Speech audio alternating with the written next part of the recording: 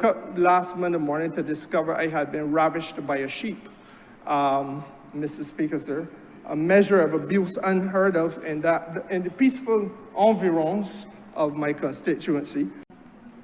It is possible, sir, to hate the Prime Minister more than you love your country. It is possible to hate the Prime Minister more than you love your country. Hey, bro. What? Oh, my God!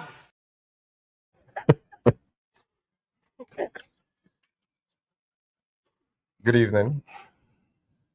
Welcome to the Tuesday, October 28th edition of DLP TV, Honest Voices for the People.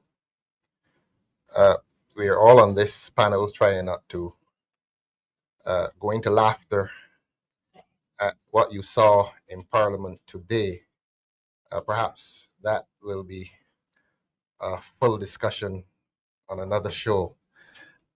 Tonight, we want to first begin on a very serious note and to extend commiserations to our CARICOM neighbors, Jamaica, and of course, it looks as if this hurricane will touch other portions, other countries in the Caribbean.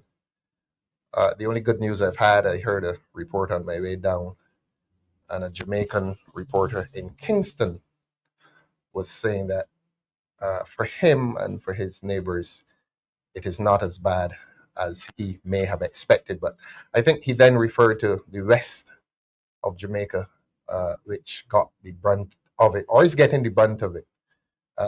We in Barbados, we have felt bits and pieces in the past.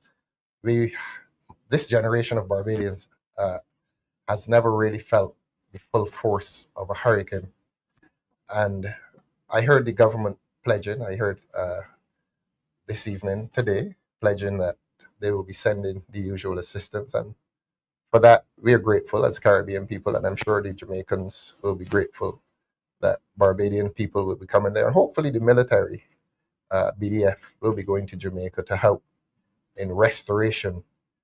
It's a pity that we express solidarity only in crisis, and that when we think we are out of crisis, we return to our respective individual houses and try to live individual lives in this Caribbean space. But we commiserate with our Jamaican brothers and our Caribbean brothers in the Northern Caribbean, and we wish them the very best. Our prayers will go out for them. Tonight, we are looking at an interesting topic, and this topic grew out of the last weekend's conference of the government at Queen's Park. And we have, you would have heard our song played at the top of this show, and we have adapted that to reflect the reality in Barbados. This is not about Labour leading Barbadians to any prosperity. We take the position, in the words of the song, that when Labour leads, Bajans bleed. And the people of this country are bleeding badly. And that blood is reflected in what we call the 5 C's that afflict Barbadians at this point in time. The first is crime. We all know how crime is affecting everyone in this country, not only those directly affected, but those indirectly affected. Because if you live in fear of crime, you are also a victim. So we will look at crime tonight. We must look at cost of living, one of those 5 C's afflicting the lives of Barbadians. There's corruption. And corruption doesn't necessarily mean that you caught someone with their hand in a cookie jar. Corruption relates itself to the abuse of power.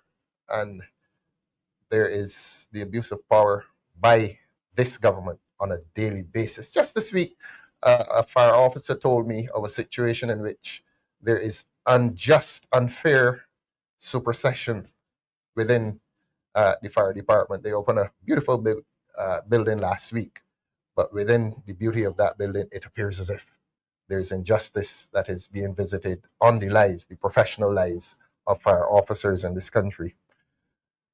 The 4th C, constitutional delay. We are now about to go into our 4th year, to complete our 4th year as a republic. And still, we do not have a constitution whose content is Republican. I say content. We have a Republican constitution, and I've said this so often, but you need to remind Barbadians of these things. We have a constitution that is Republican only insofar as that it is presidential. By that I mean, we used to have a governor general who was the British monarch's representative, and we have repatriated the head of state into exclusively and totally Barbadian status. So to that extent, the Constitution is Republican, but as to the content of the Constitution, it is still Westminster. And in this, what I call no man's land, we're not sure whether we're Westminster or Republican. So what do you have? You have dictatorial power emerging when we should have had constitutional supremacy. We now have the supremacy of a prime minister. The fifth C, I doubt we're going to get to the fifth C, but a culture of moral decay. That, I mean, this government, I'm going to accuse this government of sponsoring a culture of moral decay across Barbados. You've seen the behavior of people who ought to know better. You've seen the behavior of high government officials on festive occasions, doing things that really they ought not to be doing. They should be setting an example. But let me not go on for too long. We have an excellent panel, as usual, here tonight. To my immediate right is Damien Fanus. I have to tell myself, don't refer to Damien as young Damien Fanus. Damien, he is a young man, but he is a man in his own right. Damien is an attorney at law. He used to be an athlete, and a really good athlete. Came through the BDF program. We are honest voices for the people, and Damien gave personal testimony in a previous show a few weeks ago. And I tell you, Damien, you won so many friends and admirers after you gave that personal testimony. Welcome to the show, Damien Fanus. Thank you, Comrade Leader. Nice to see everyone again on DLP TV, live on the water diaspora. Thank you. Thank you. To Damien's right, in the St. James North by BUI election, this gentleman emerged. I think he had done some appearances with us, yes, on DLP TV, but he came to public attention during that election campaign. I mean, his first speech took this country, captivated this country. He is a medical doctor, entirely homegrown, Queen's College, Mona UWI. I don't think he will mind me saying that he preaches at his church. He plays the keyboards. This is a man, every parent wants a son like this gentleman, Dr. Elvis Wickham. Dr. Elvis Wickham, welcome to the LPTV. Good night everyone on the panel. Good night, Barbados. Thank you. To Dr. Wickham's right, another young man. Let me tell you, when I met this gentleman, he told me his story. And you know, you say it and you make no judgments of people. You let people tell their story, and you let people tell their honest story. And I have grown to admire this young man so much. He is going to be carrying the banner for us. He is our candidate in the city. Rowe is an entirely industrious, decent young man who I am absolutely certain, and I say this modestly all the same, he's a modest fellow too, who is going to win in the city. He has endeared himself to the people in the city. Last Christmas morning, when all of us were in our homes or close friends, this young man was in the city at 9, 10, 11 o'clock in the morning, sharing out gifts to children in the city, and he had his tuck band with him and so on. And that is how he disposed himself on the day that is the day of most holy festivity, I think, in Barbados. Rowe, welcome. Beautiful, sir. Happy birthday again. Yes, thank you. Thank you very much. To Rowe's right, we're not going to punish him for turning up late. But again, I think this young man, he is a lawyer. This next guest is a lawyer. I think I can call him a young lawyer. As long as you've been practicing for less than 10 years, I think you're described as a young lawyer. But apart from that, he has been a president of Wharton Football Club. I think I'm correct in saying that. A very conscientious young man, very articulate young man. And I met him last week and I said, look, you have to come back to DLP TV. You have so much to offer to young people in this country. You have so much to offer by way of your own ideas, by way of personal testimony. And I want to welcome our next guest to DLP TV. And he will tell us his name. I prefer him to say his name when he's... Hello, good night, Barbados. Rasheed Belgrave, Yes. attorney at law. Happy birthday, or happy young day. Right? Happy young are better every day. Yes, we met last week. Held on to me hand. Yes. Tell me, hold on. He hot son, you know. Both of us wearing suits. Everybody else trying to get his attention. I still have my hand holding. And after about 5 minutes, you gotta come on TV. So, yes, sir. No problem. Once you get to listen, anything can happen. So Yes. I'm happy to be here. There's some exciting topics on the list tonight, and I thought we could actually cover all. Yes. Make our contributions known to Barbados. And good night to you all. Thank you. Thank you, young Rasheed Belgrave, former president of Wharton Football Club. Let's get into the discussion, gentlemen. We're looking at the 5 C's that confront people's lives, and they're not pleasant. I suppose we can start with crime. And I'm going to ask every panelist to begin by telling us, how is crime affecting him? Or you have a video. The director tells me we have a video first. Let us go to that video. Yes, please.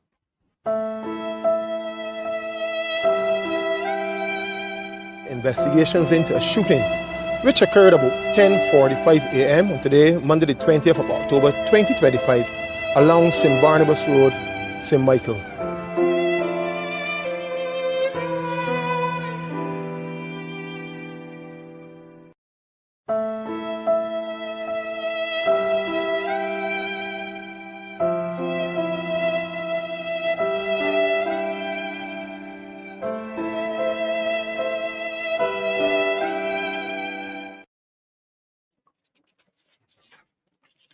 Thank you very much.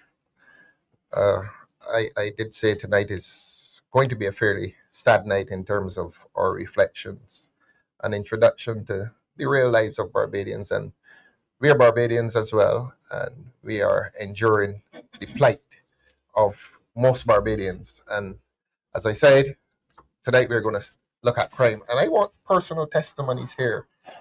Obviously, no one on this panel has been robbed, shot, nothing like that. Actually, I saw a very interesting video this morning. It was a church service, and apparently the victims were held up somewhere in St. George, and the lady gave such moving testimony. I don't know if you saw it, Doc. You should see it. I'm going to show it to you when we finish the show tonight. And this man pulled a gun on them, and the male companion who was there asked the assailant, "Are you sure you want to do this?" And she was convinced it was not his voice. She was saying, "Look, that was the voice of God." And the chappie put away the gun, got back into the car and left. And she gave such moving testimony. And part of that testimony, Dot, reminded me of Romans 8:38-39. Nothing can separate us from the love of God. I think that's it.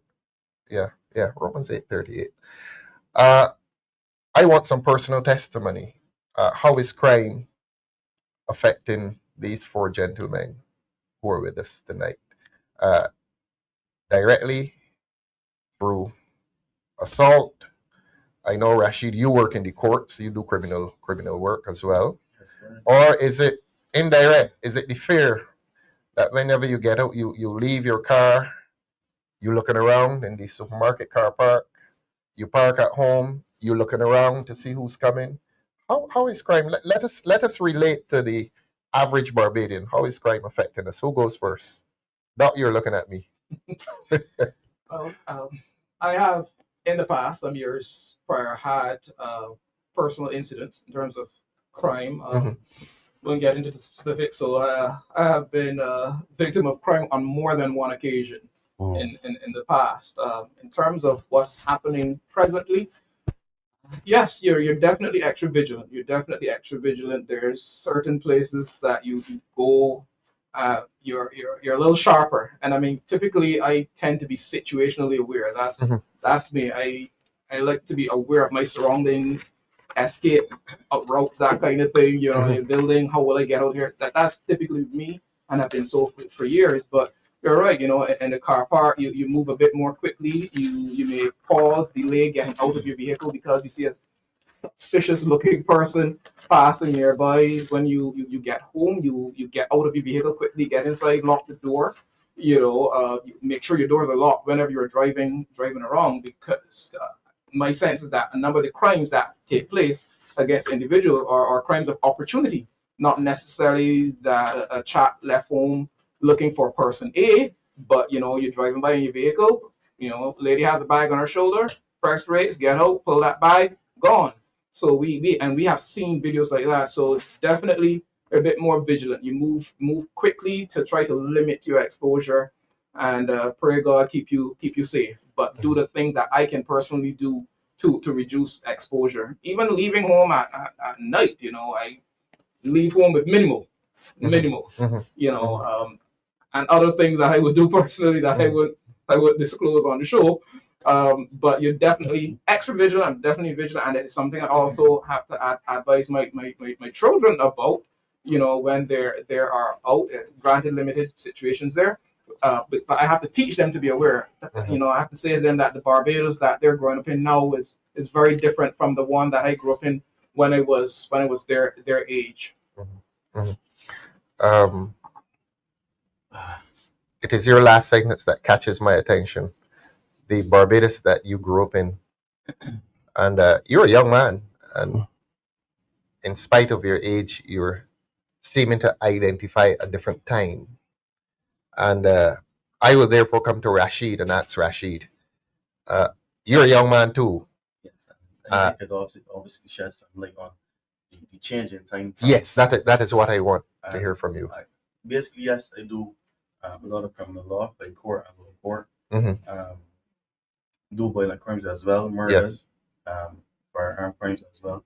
And I would say that the mentality of the youngsters, call them youngsters, is bracket basically 21, 25, 18. The mentality is different. What I'm saying is that from the doctor's standpoint, I grew up in a certain area of Barbados, so I could say back then, if someone is shot at, they're shot at. And probably does it. You don't mind me asking your age then? 38. 38, okay. Still a very young man. Yeah. In today's climate, yes, the mentality has become brazen and more deadly in that the shooters don't just shoot you, they're coming back and to ensure that you endure your pass. Right? Yes. Spot. Case in point, you had a situation where the bar was shot up in Nelson Street. From what you understand, the shooter shot at the bar, reload, and came back. All right. Now, that's pending. So let's not give details. Right. No, I don't want them to call you to give evidence. No. We're not being professional. Speaking what in the Barbados information. Yeah. Okay. So this is just information. Yes. And we can say allegedly just to qualify any statements. Senior. So there was also this situation, this Nelson situation, which started from a club. Rasheed, you're giving us a lot of details. Might be talking. You want real, you want fight, you want crime, or you want chat fuck over the situation, because it's a very serious situation. The reason why I'm giving these examples is because the generation now is more deadly and more serious. Yeah. So the mentality is where we need to fight. Tell us about the generation, but don't refer to specific incidents. But all right. So what I'm saying is that generationally, they're more brazen. More violent, more bad. So we need to target the mentality of these youngsters. No. Tell us about this mentality then. The mentality is aggressive, and they're not exercising their God-given right to think. what Right. they see. They're more following what is going on. Yes. They're feeding into this street culture. Yes. They're listening to a lot of drill music, so to speak. Drill music. Drill music, Mhm. right? So they're feeding into things that are hardening them. Why? Because they feel that they're in an environment where they need to be hardened. So this is where we should come in as a party, social democratic values, to create Lovely. this pathway to Lovely. at least pop the balloon to get Right. some of them up. I'm going to come to that. The social democratic philosophy that we embrace. Yes. So just to split this into, Yes. we got preventative care, Right. where we try to help them before they get into trouble, Mhm. and we got aftercare, basically get charged with something and we need to help them. So this is what I would advocate for, using my profession, right? Yes. We're going to come to that. We're going to come to that, Rasheed. Be patient. We're going to come to that. I wanted to go to your left. You used the word aggressive. They're more aggressive. And I wanted to ask Dale Rowe about that. Dale is representing an urban constituency. And admittedly, Barbados may still have that urban-rural difference in attitude, lifestyle. In fact, let me ask you this, Dale. I know at one point, and this is no secret, we talk honestly here. At one point, you may have been courting a rural constituency, and you have been made a successful candidate in the urban Barbados. Is there a difference between the urban and the rural in Barbados in terms of attitudes, or all the young people now pretty much the same? We might think so. That is the difference. That we might think so. Yeah, we might think so. Mhm. However, like Comrade Rasheed rightfully said, they just want to build their CV. So building their CV is basically how many charges they can get. Really? How many murders? So when you say build a CV, you mean build a CV around crime? It's like professional CV. really? Yes, sir. Because the more shootings these individuals might pull, Mhm. they will always get recruited by bosses and bosses. And what is the reward for recruitment? All depends on The task. the task. Yeah, you mean there are people who make money from crime? 5,000, 10,000, 20,000. It can go all the way up. So the aggression then is related to Poverty, lack of money. lack of money. It's just money. They need money. Broken home. Yeah. Your father in the household. Yes. Our father, if the father is in the household, the father in another prison, and you just grew up seeing that kind of lifestyle. Yes. You just need upfront money. So one canvassing persons might say, so young people might say, "You pay me for my vote?" Yeah. Because the mentality is money. Everything relates to money.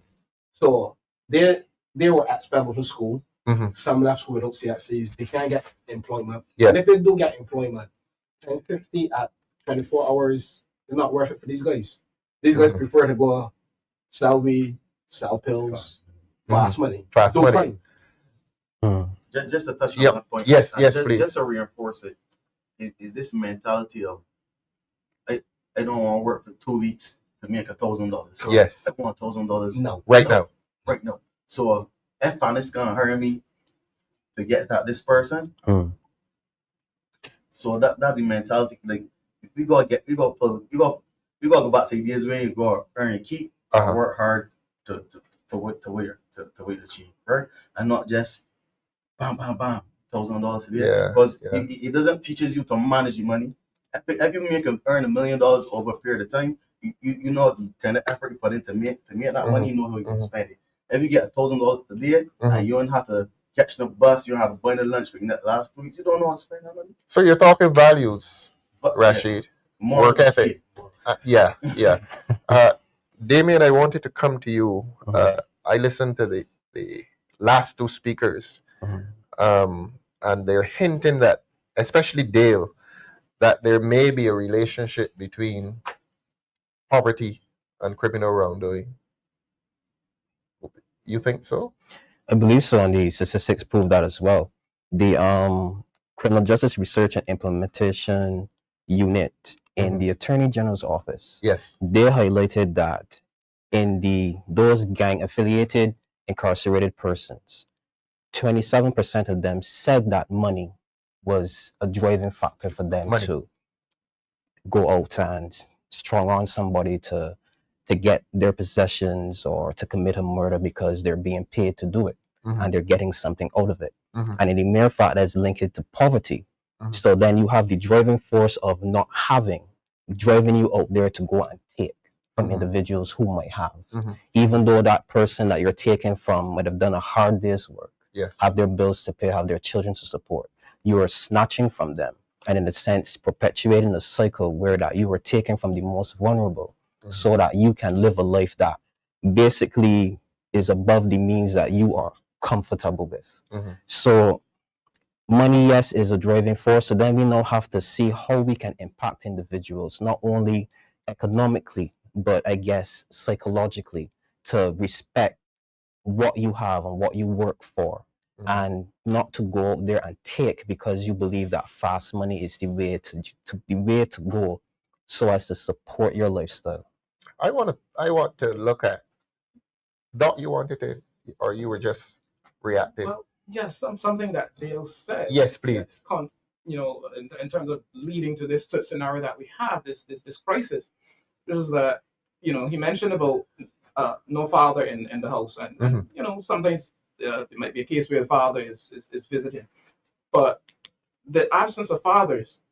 Take note that since the beginning of 2019, we have lost to violent death over 270 men in this country since the beginning of 2017.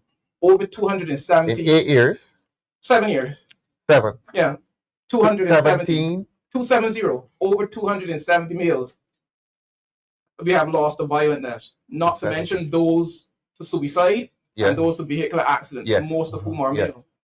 Many of these men, I suspect more than half of them are fathers, including fathers of young children. In the case of the homicides, the perpetrators may themselves be fathers as well. Caught, they're in jail. So you lose some to death and some to prison. And the end result, we have many children, including young boys, growing up without that father. Rasheed, you use a term. I wanted to look at some of the cultural influences. And you used the term, I did not wish to interrupt you in. You used it, but I'm going to ask you now. Drill music. A lot of your audience is older than you are. That television audience there, they're a lot older than you. Please tell them what is drill music. Well, let me just say, hopefully the fan base expand to far away the younger audience. Yes, but let us cater to let us cater to those 20 or 25 years older. What's drill music? Okay. When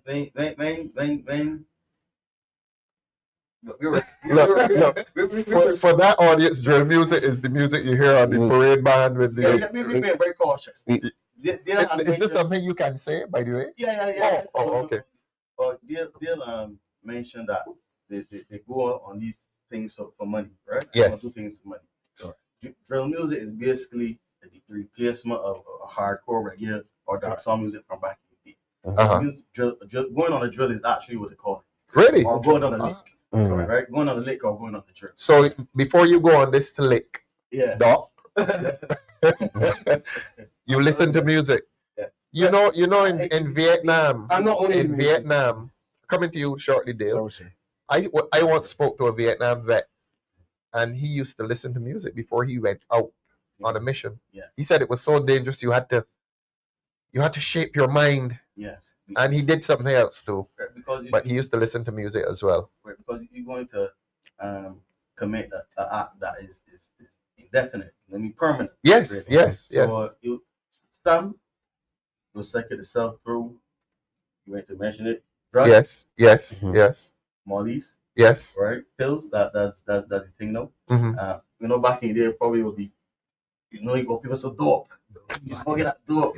No, popping pills. Right? So it's a combination of popping pills and the music, which is influencing them. And music influencing. Yes. I wanted to hear that, to remind people, and Doc, he plays music at his church, so that we remind our audience as to the power of music. Music actually has a power. Yeah. Yes. So if a chappie is going to listen to music before he goes and does that dangerous thing, that is to admit that music is powerful. Yeah. Not only before they go and do anything, like because they have nothing else to do at the time, it becomes a routine. Yes. So for the whole week, that's all it is. Yes. So it's working on the mind. Yeah. The music. Same music, you know. Same music, same songs. You leave there, let me say you go on a cruise, the same thing. You're drinking alcohol, you're drinking brandy, and you're the same thing. Yeah. Right? And the mentality now is that you're so engrossed in this lifestyle that if you go to the supermarket, you go walk, will you protect it? Right? With your what? Protected. You burner. You're illegal, unregistered, not valid firearm. Right? So it's a point where you go into these events and certain places, you're not only endangering people's lives because if you're a target and somebody come for you. Yes. So that's something I would like to speak about too in terms of the law. To punish people that you involved in an incident with other fellas, but you still attending certain events. So you put other people at risk. Right? So I think that's something that the law should really take into consideration. That should be an aggravating factor. Right? Having a weapon in a public place is an aggravating factor in the crime. Putting yourself in the situation, because I think Jamaica and Trinidad, but they have some good gang legislation. And when you expose other persons to violence, right? Yes. That should be considered. What an aggravating factor. Yes. Yes. Yeah, because they're part of society. Yes, and you go out in society know that you want it or you're a target. Obviously, they got somebody that brazen enough that may fire at you and hit somebody else. Right? There's a situation where the man tell the fella put on each other. Yes, that's the mentality you deal with. So when you earlier when you said not to mention certain things, I understand in terms of safety. But at some point in time, you got to address this very, very direct, so direct that you may go say some things that may rub some people the wrong way. Doc, you're a musician, and I wanted to go back to this thing about the power of music. He just introduced you to drill music. I hope you never heard of drill music before. I'm learning. Yours is a different kind of music on Sundays. You've been of the view that music has this power, this mind altering, mind influencing power. Definitely. There is even without hearing about drill music. Yes, even without hearing about drill music, that is of my belief. There is a field of psychology called music psychology. Okay. And there are persons who specialize in that. So in Barbados, I do know of some years back of a Barbadian who studied in that area. So music is indeed powerful, conditioning your mind. Even when I studied a lot, and when I do studies now, or when I'm at the office working with some fellows, I have some music playing in the background to set a particular atmosphere. I'm no learning of music, but something calm. Then there are other times, depending on how you feel, you want something with a little more drum in it, a little more bass line, and so music can condition your mind for a lot. I think people need to hear this. Yeah, music can definitely do that, and it's one of those things that as a younger person, you have to be careful what you put in. Yes. Because as Dale follows night, what goes in does come back out. It comes back out. Dale, parenting, and I come to you because there are 3 parents on this panel. That's you, the doc, and myself. We're parents. And welcome to the club, Rasheed. Sorry. So I'm the odd man out there. Yes, you're the odd man. Okay. Get to work. Yeah.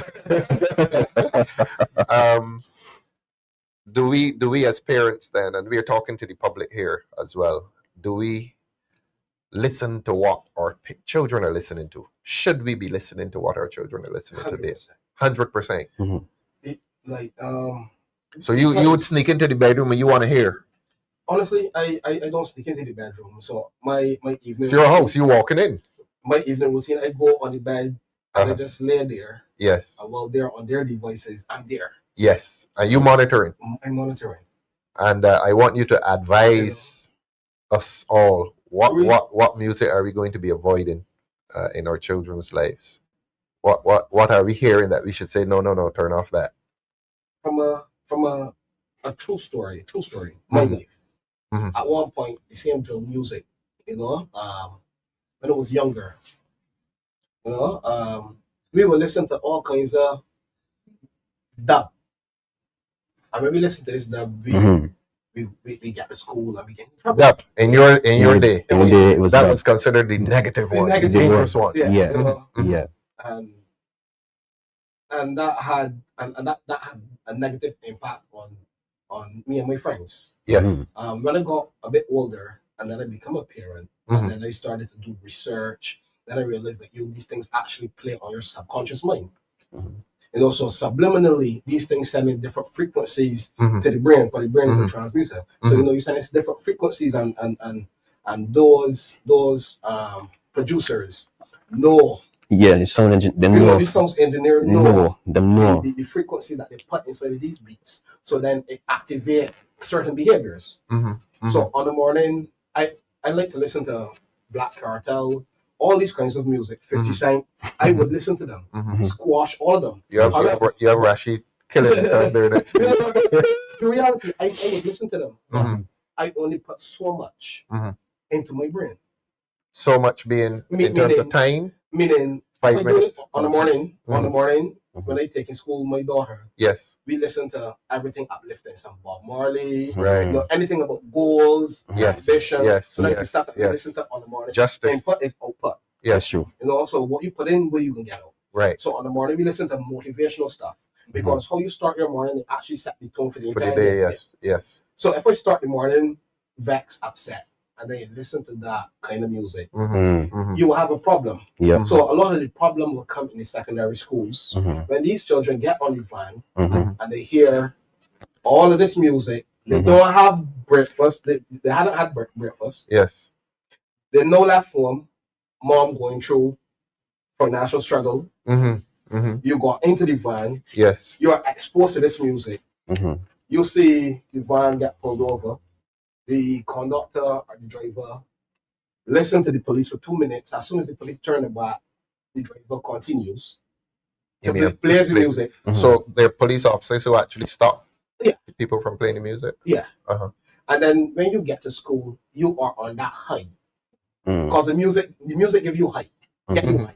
Yeah. Either a good high or a bad high. Yes. So when these children get school and they're on that high, how are they going to settle or focus in class? So it's important that parents should pay attention to what their children are listening to. Yeah. There's so many different subliminal messages in these songs, and if you are you as an individual, and you cannot,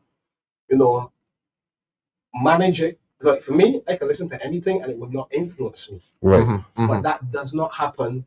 That may not happen for Doc. That may not happen for Rasheed. So we now as parents, need to be extremely vigilant. Yes. Because it's all over TikTok, all over AG. It is all over. It's all over. All over. Yes, Rasheed. Just to interject, what I find, especially in 2020, is a stark distinction. Meaning, back in our day, you would have listened to music, cassette tapes, CDs. We drive on a van, we catch the van, we listen to what van play. John Doe playing for the morning, right? Juggling for the morning. But no, the children nowadays don't really listen to music. They're always watching YouTube and blogs. So on their phone or tablet. And it is inseparable, because you leave the child by themselves and they get to mischief. But the child on the tablet, you could govern what they're doing in that specific area. And I'm not saying it's a good thing, but that's just how you manage taking care of your child now. And we realize that you don't just listen to music, they watch. Before you would have watched a cartoon. But now they watch somebody narrating the cartoon or narrating the video. So you don't just be watching Levis, for example, for earshare. You don't just be watching Scooby-Doo.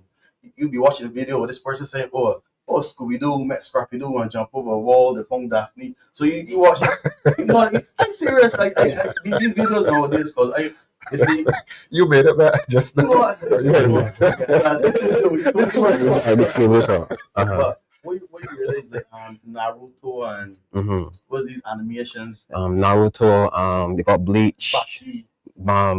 Baki. I can't remember, but I want you all to go slowly because you have an audience there that must be fast. No, that must be intrigued by what you're teaching them. Right. So they will know their grandchildren then. Yeah. When they see their grandchildren on the tablets, just know they're watching some things, these videos, right? But one point I just want to make. Yes. A lot of these videos nowadays infused with a lot of transgender references and a lot. Yeah, like encouraging Normalizing. to normalize the behavior. Right now, I up to you wherever side the fence you want to be, left, right, or on the fence. But I mean to influence children. Yeah. You only get to be a licensed driver at 18. No, right? You only allowed 18 or 16. 16. You vote at 18. Right, you couldn't vote at 18. You couldn't join the army at a certain age. You couldn't do certain adult things at certain ages. Right. So we influencing children. So you gotta be cautious, not just listening to the music, but watching these videos nowadays because there are a lot of transgender. I don't want to say LGBTQ. I don't want to name the group, but this whole thing about changing gender and boys becoming girls and like then you gotta try to explain to your child. You gotta eradicate the confusion. Yes. Damien, one of our colleagues here spoke about the police officer. I think Dale was talking about the subliminal messages. Yeah. And there was one that he mentioned and may have passed over it in terms of the police officer telling the driver, turn off the music. And when he gets out of the sight of the police officer, it comes back on. That's another subliminal message there. The defiance of authority, so that the child sitting in that van sees the police officer, his uniform, and the driver goes around the corner. What he has ordered means nothing. That's another subliminal message. The disrespect for authority, is it not? Yeah, and you might even see in certain instances when the van is being reported, the driver or the conductor might actually speak kind of aggressively to the officer themselves. The driver. Yeah, the driver. And the children are seeing this. And they're seeing that, and it's an act of defiance. So, what you pull me over for, blah, blah, blah, blah, blah, turn on the music, and they let him go, stoops the moat, fly off the hand, and as soon as they get out of sight, they turn back up the music. And this is something I've seen for myself when I was going to school, when I was catching the popular vans, being a part of that van culture, believe it or not. So, so you were finished? No, no, go on, please. So to tack on to Dale's point in regards to the music and the subliminal messages, in the dancehall space, and Dove being a subset of dancehall itself, Dove was a very aggressive type of music because then you had artists back in the day, like say back in the early 90s and stuff. You had Beanie Man, you had the Bounties, you had Mad Cobby, you had the Mercilesses, and they Spagga bands, and they used to sing about there was guns and violence, and also they had like lyrics that was very violent towards people who were homosexual and stuff like that. And then when you got into the early 2000s and the 2010s and stuff, the alliances, the cartels, the Movadas, when I will tell you something about Jamaican sound engineers and stuff, they are very, very, very talented, because then when they put a lyric to a bass line, they engineer it in such a way that when that lyric is married with that bass line, you could only just sit down and be mesmerized at how good this song sounds, and it then influences you to do an act out, whatever that is. And I've seen people when I was out partying in my days, when I got in my little fets or even a dub or whatsoever, you would see people like you could tell who is the body that can come and do stupidness. Really? Yeah, you could tell. You could look and see. Because you could facial. See not just facial, how the reacting to the music, how the dancing, and then the holding the space for the stuff. And if anybody just happened to come into that space and touch them, whacks across the head. It's no not to step. You know not to step on the shoe, right? You know not to step on the shoe. So we found we as Barbadians, we tacked on to that dancehall space, that culture. That Damien, the music would have influenced this. Yeah. Behavior? The music by itself, or music and some other. There's other influences to it. Music would have been one of them. Music would have been one of them. And if you have a reputation as well, and you out with your crew, you understand me? You got support. You got backative. You understand me? And you feel powerful in that moment when you out with your boys and stuff, or you out with your girls, you got that reputation, and you see somebody that you don't like, and you tell yourself, if he just move wrong tonight, he can feel it. Or you may just go hear the right song. Or just play the right song. Yep, you understand me? So we tacked on, to me, I always tell myself that we as Barbadians, we tend to borrow culture a lot, right? We tend to borrow culture a lot. So from where did we borrow this culture?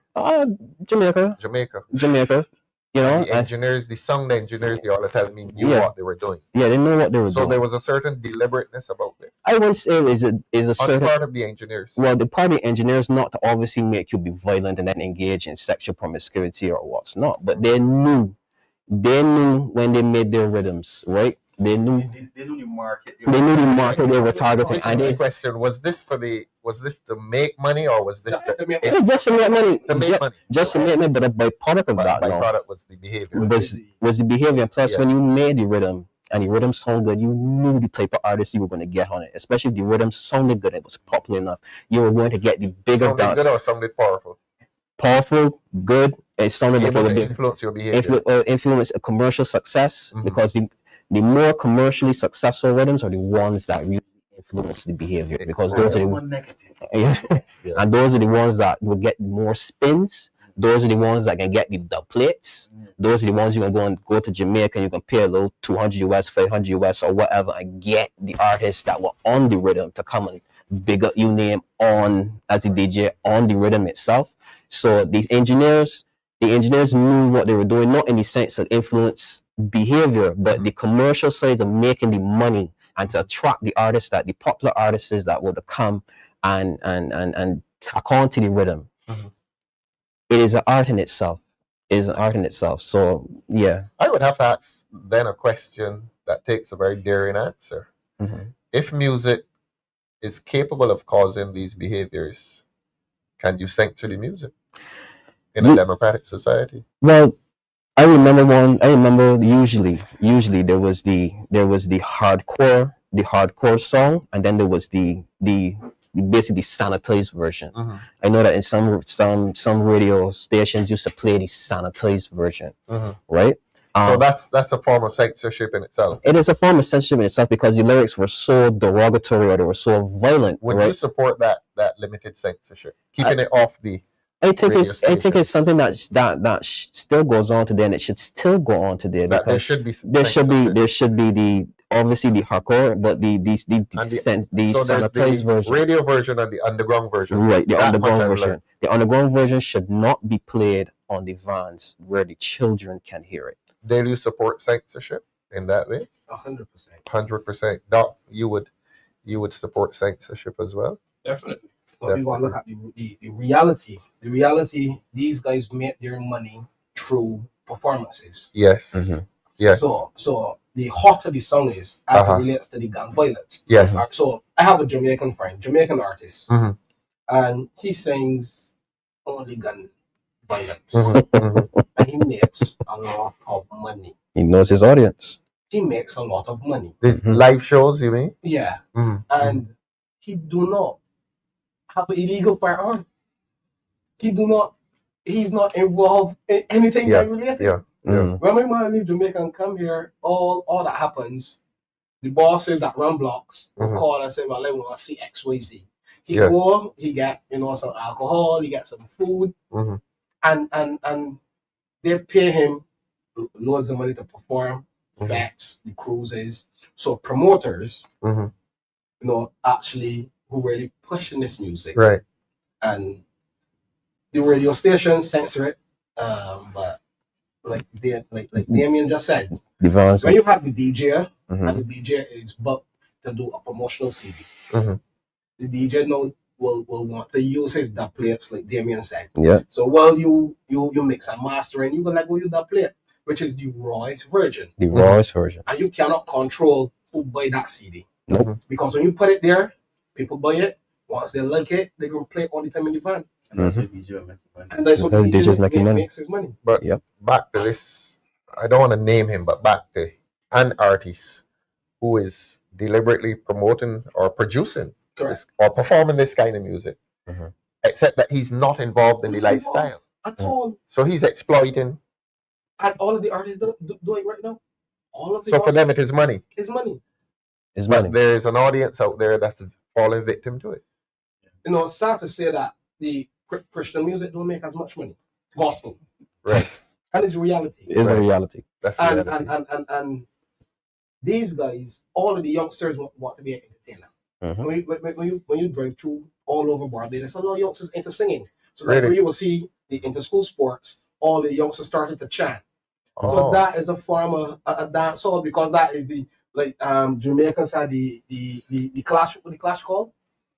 Where Vibes Cartel and Mavadi Sting. Right. So we then duplicate Sting at the inter-school sports, where the schools gonna be dissing at the schools. So a lot of the children into this for entertainment purposes, just make money. And is the reality. I won't use the word censorship. No, I will play the sanitized version. Play the sanitized. Well, that's a form of censorship. Yeah, but if you're sanitizing it and making it palatable or acceptable, it down to super suitability on the radio. For radio, which you understand. But to use the word censorship, persons may feel that, Ralph Thorne become prime minister, he can censor all the music. You don't want to get that impression. You want to say that we prefer the sanitized version to leave out negativities. Right. But also, I mean, this is something you can pursue as a government. If you can squeeze out some resources. I want you to go there. How should the government deal with this issue? Boy. So no one getting comfortable.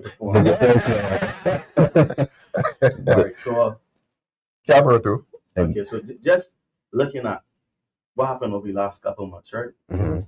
The government said that there was a bit more of the bounty in the coffers, so everybody could get $300. Right? So looking at that, the average person, we speaking generally, not politics, but generally, the average person would say, there's some extra leave back, right? But the perception is there's some extra resources left back to use. Yes. So if you want to counterbalance the negativity, I wouldn't drop a hammer on the music, but I would use a counterbalance in terms of promotion of positive music. No, like Dale said, Christian music don't get much play, right? But it's not to say that the youngsters are going to be singing Christian music, not disrespectful. They were saying probably more conscious music, like Richie Spice, Lazy Richie Spice. So tell me something, Bob Marley doesn't play with these young people now. He still has a name among young people. Yeah, as a juggernaut, but every country as a what? A juggernaut, a pioneering. Right. A monolith. But if you streamline it down to know, you will get the Richie Spice, Sizzlers, Chronics. Sizzler's still a little. Well, he's still So you would get Chronics and who's the ones that like humans. I can't remember. But any of those names you call are Barbadians, or are they all Jamaican? No, they're Jamaicans. Jamaican. So there's a form of cultural imperialism there. Yes, but cultural penetration. Yeah, no, but listen. Barbados, we embrace a lot of, you mentioned earlier, we embrace a lot of foreign and regional music. Yes, we always have. I mean, country and western was on Barbadian, and the whole generation embraced that. Okay. But I went to Dominica last year, right? And when we get on the bands or whatever, you could hear them playing the bouillon music, boom, boom, boom, playing the local music. Whereas in the bands here, Dominica, you say? Yes, Dominica. Dominica, the Carnival last year. Here we began as ZR. You know much people we already get ZRs. But we began a band on ZR, you can hear dancehall music. Every turn on the radio, Slam 95.3, you can hear dancehall music. Right. You can hear Calypso all year round. True. You can hear soca all year round. True. But if you get Trinidad, you may hear some. Trinidad is heavily influenced with dancehall as well. But you can hear a little bit more soca. So what I'm saying is that as the government, we should lead the way. For more local music. More conscientious music. Right? I like that one. It may not hit as hard as the dancehall music, but at least every create a market for the artists that don't get the popularity. They need a push. That's needed. In a competitive market, you need a push. If you run in a race against Usain Bolt, you need some help. You need some assistance. You need to take something extra, but you don't win in the race. So if you compete against dancehall, you need to put You got to chip away at it. Chip away at it. Yeah. So it's not going to happen overnight. But if you put a framework in place that you could promote some local artists, Yes. you could get that. That's like you're in the military and your reaction to it is putting to violence is putting flooding the street with police and soldiers, right? You can't just take a hammer. Repression doesn't solve the problem. Good. So you don't want repressive music, but you provide a counterbalance. Right. So the same you could listen to hear myself blaze. What's the one in Dominica called again? You mentioned it just now. Music. Bouillon. Bouillon. Okay. I put it in my mouth. They carry on that still. Don't just approach the region from a political one. You know, get them. Get cultural. Shake a leg. Get regional. Yeah, I mean, go get permission from home. But I would have to. Yeah. So you're pushing the case then, and we're still talking crime. Yeah. The forms of music that will influence good behavior. And you will hope that if you save 1 out of 10, you've done well. Yeah. So that's where you would begin then, Rasheed. Yes, I don't want to use the by word counter social conditioning, right? No, not social conditioning. I don't want to use those words, but we need a strong influence, no, because in the schools. But listen, you got little children, no. So sorry to cross you. So we are fighting a losing battle. That's your position, and we need to counter that. Yeah, in terms of entertainment and its connection to criminal wrongdoing. We was fighting a losing battle from when it was 11. And negative behaviors. I want limited to entertainment. Right? No, we are on entertainment. We are music. Music as a negative influence. Across the board. Yes, we're losing the battle. Yes, we are. Because the music, that song is very dominant. What's show coming up? No. That's a very serious statement. To say that we are losing the battle. I mean, we have to confront these truths. Yes, and it is a truth. And your position is that we are losing the battle. In terms of this the dominance of the music in Barbados. Yes. You can have proper poor year. Yes. Right, and I don't think it would be a major competitor to dancehall. Because you can hear dancehall at effects, you can hear dancehall in bands, you can hear dancehall on so it is pervasive. And I interrupted you when you said something about little children. We have little children. I wanted you to go back there. Dale, I'm going to come to you after Rasheed talks about this. Right. The influence is filtering down into the behavior of these children nowadays. Children, give us some ages. I talking about 8, 9, 10 that could be disrespectful. Who are into this music? Like they're into being an adult before the time. Precocious. Precocious. Because they're listening to not only just music, but sorry, not to put you on the spot, right? But you know the car and they're playing Vibes Cartel. Black Vibes Cartel. Black Vibes Cartel. You know, change it to 92.9 or something or DSM or something. You listening to that music with your son or your daughter in the vehicle. And then when your son or daughter go to school, what do you think the conversation is? Yes. About what he heard in the car. What he heard. When I gotta pick up my son, right? I sit in my car and listen to some of these children talking. I'm talking about these songs. I said to myself, if you know you were like that, you should be horses. Class 2 or class 3. You're gonna get a class 2. You understand? So we hear about young children. But I know, don't give you on this, right? But when you part with this school, just sit and listen. Listen. I got 2 boys. I sit and I lay down my bedroom and listen to these folks. Right? I don't go interject. Listen to them talking. And that's a whole lesson for you. Jeez, look, I just learn about music. Yeah. Listen to me. I don't know. You may not know who's King Vaughn, right? Oh yeah, the rapper serial killer. Oh, King Vaughn. King of drill, boy. Where's he from? He's from Chicago. I think Chicago.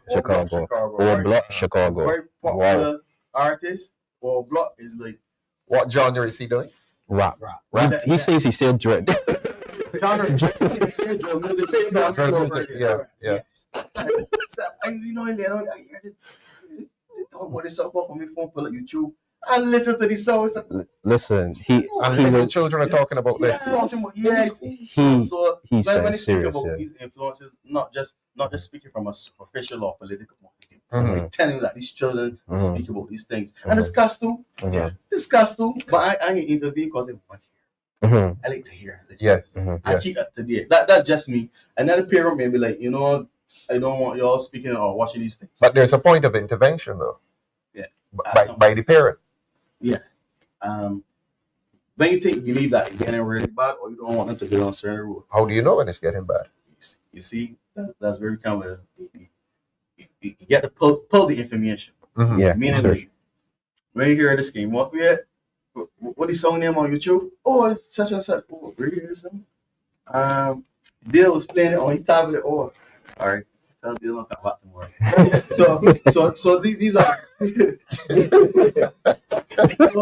Don't laugh. Tell him don't come back tomorrow. Tell him that you work more work to you work. You don't want to. You want to feel that you son, father don't want to come at house. But when you talk about intervention, being an interventionist, you try to do it so as not to offset the whole routine of the children. You still want to know. And still maintain a child. But you're an expert in children psychology. I want to talk on. Yes, I want to talk on to. Not we are learning, no one. I want to talk on. In regards to the intervention, right? You, as a parent, you must do your research, because if we go back to King Vaughan, right? The nefarious thing about King Vaughan is that King Vaughan lived his life and sang about his life. In his music, he committed a lot of murders, right? They called him the first rapping serial killer, and he used to rap about his deeds. So then when you're listening to his music and he's actually telling you the crimes that he commits, and these children are listening to this music, then you see how they're influenced to go and act out his life. Because at one point in time, King Vaughan was a very, very, very popular rap artist. He was very popular. Still is, even in death right now. Even in death.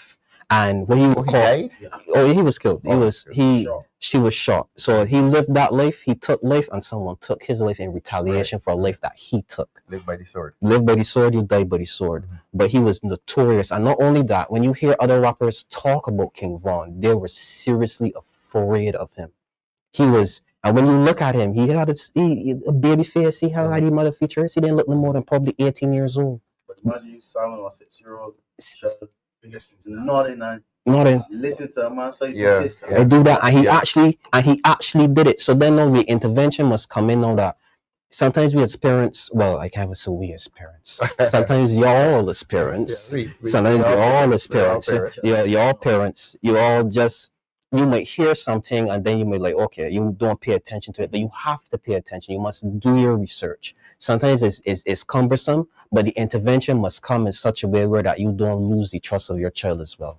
You want your child to be able to come to you and tell you, talk to you about the things that they're listening to. Daddy, man, I got this artist I'm listening to, man. I want you to listen to this song. You know what I mean? And and Rasheed might listen to it and be like, who put this on? Who tell they don't come back tomorrow? You know what I mean? You be like, who foolishness? Right, but they're enjoying the fantastic content. We're still talking crime here, and in the past few minutes you've been talking about the role of parents, and particularly the father. We have an all-male panel here tonight, so let's talk about the fathers, Doc. The role of a father then in the rearing of a child. How important is that in Barbados, in a culture in which most homes have been female headed?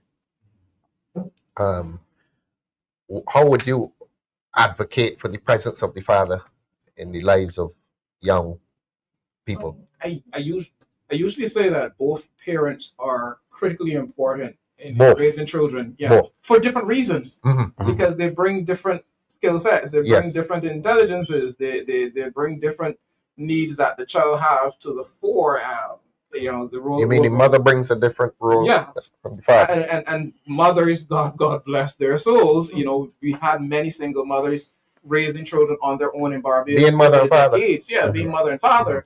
But as blessed and good as a mother may be in that role and trying to be a father, she's not a father. That was my next question. She's not a father, she's still a mother.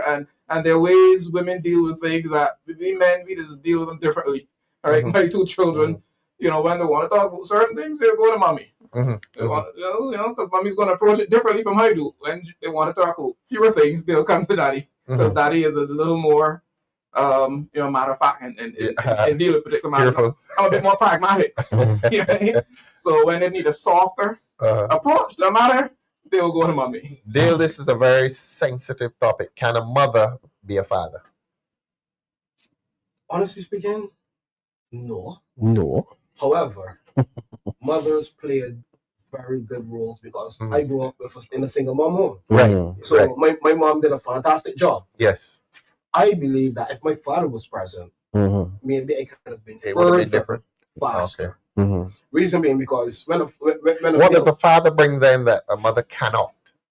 When you are 13, 14, and you want... That's the critical age. That's the critical age. Yes. That's the third A boy at 13, 14. Correct. So we got to look at he can go in any direction. The first 7 years of a child life is important. Yes. The second 7 is also important. Yes. So in that second 7, and you're dealing with boys, they will then look to outside influences and then pick up behaviors. Yes. So if I see Rasheed drinking, so no dad at home. So he goes beyond the mother. Correct. And he's looking for a male role model. Right. Because I can't have certain conversations with mommy like you, mommy. I'm interested in this girl. However, you know, I can't have that conversation with mommy. I might say, "Man, Rasheed, what you think?" Or "Doc, what you think?" And then those older guys, either on the block, through the gap. Yes. Those older guys. Male influences. Whether positive or negative. Male influence. So a boy looks for that male influence? All the time. Naturally. He does? All the time. Because you're going to find it. Mommy ain't going outside. You're going outside and you let me with older guys. Yes. Because then you want to fit in. Yes. Yeah. Then you go to the barber shop. More fellas again. And you listening to the grown-up conversation in the barber shop. Right. Then let's say your mom working on shift work. You have to, you know, commute by yourself. You're on the public van and then you realize, yo, this conductor here look clean, boy. My man in jails on, 2 big zest chains on.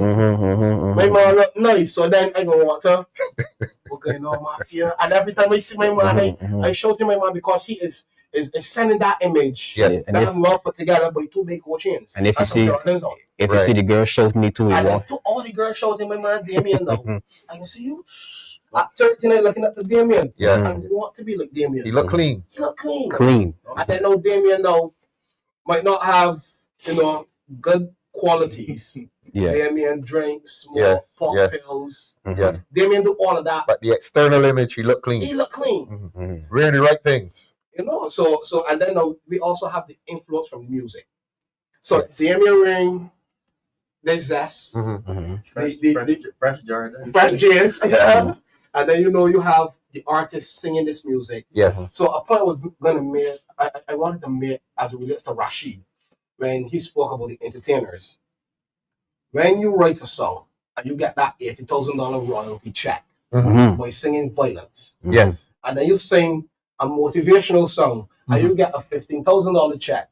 Done with royalties. Yes. What are you gonna do? That's done with that. Yeah. You're done with that. You have a mortgage, one in Miami, one in Barbados, the chains ain't cheap, you flying private, you have an expensive lifestyle. Supposing like our parents and grandparents, you can cut and contrive and live on the modest amount. There's no such thing like cut and contrive in this day. They're gonna sing more gun violence. That. So like Rasheed was saying, if we can prop up conscious music, support conscious music, we can counteract that.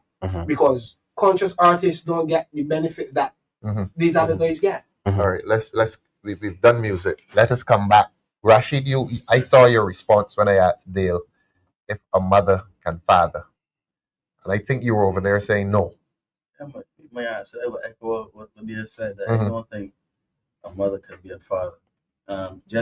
And Dale approached the question very, very properly, thoroughly, properly also because a mother can't be a father, but as she's a single parent, she has to pick up the slack. What does she do? She got to become what she's not or try to be. Now, the discussion was focusing around men. Yes. Regardless of the situation you're in, a man normally is dominant, right? We got in a relationship or outside a relationship, a woman in your house. How does he manifest this dominance? Because you're running into the feminist now. You see him example that I was giving, but you're looking clean, looking sort of weird, the attraction. So even in barbershop, you can talk about certain things that, mommy may not want you to talk about.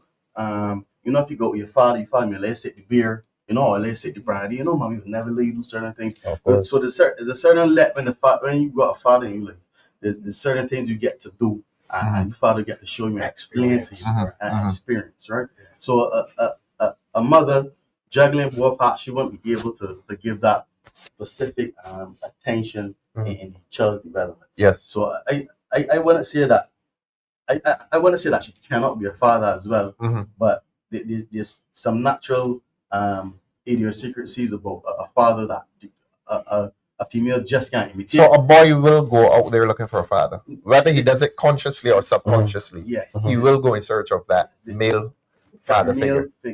Yes, it's a natural unless he's all right. Okay. Right. So you'll be naturally attracted to the male dominant. It's okay. Characteristics. Mm-hmm. Daughters as well too. Well, we are on crime, and crime is male dominant. So let's stay with the boys. I know. They say the girls are getting into it as well, but I wanted to come to this issue of young men. I think the police top brass released some figures recently. The past few days, 390 something teenagers have been charged. I disclosed in Parliament that there are 80 teenagers in prison, some for violent crimes. How deep is this crisis, Damien? With those numbers. And we're talking here violent crime. Those are heartbreaking numbers. Those are heartbreaking numbers because those are individuals that are lost in a system that we may never get back.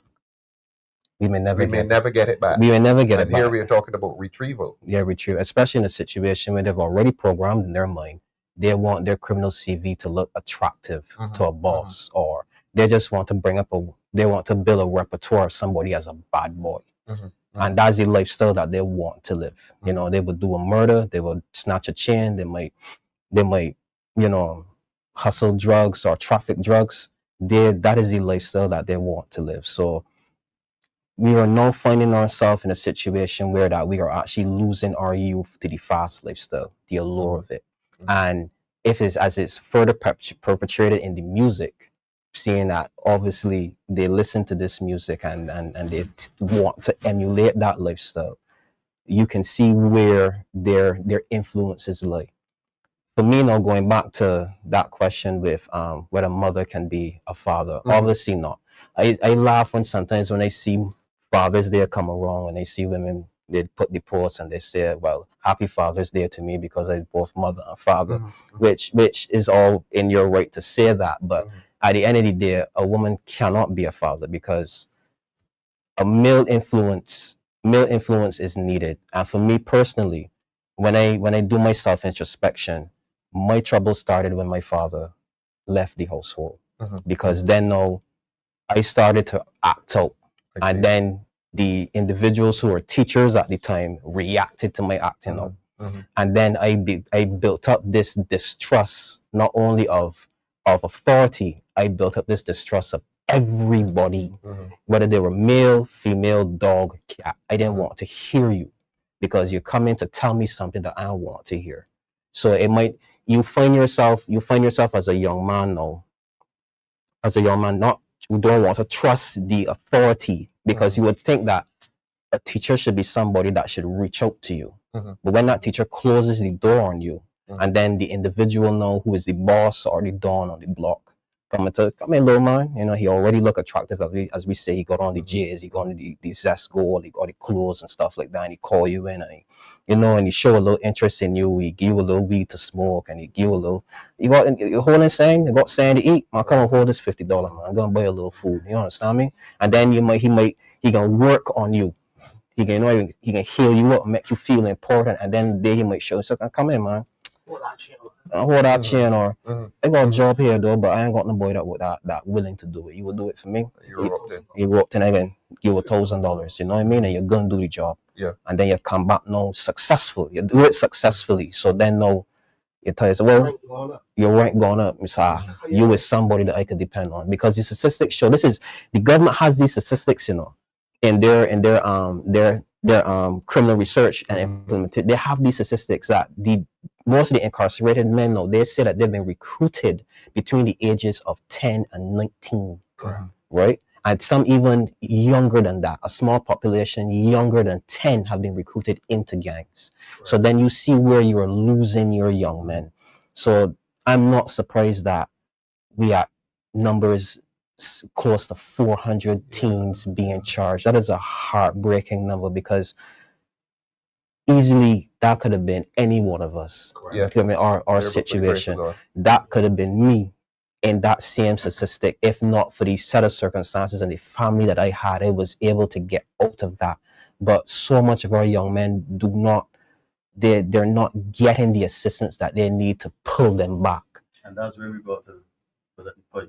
That's from zero. Yeah, it is quite frightening though to hear you say that it is. But I want to defend the women. Yes. Right? Let me just give the other side.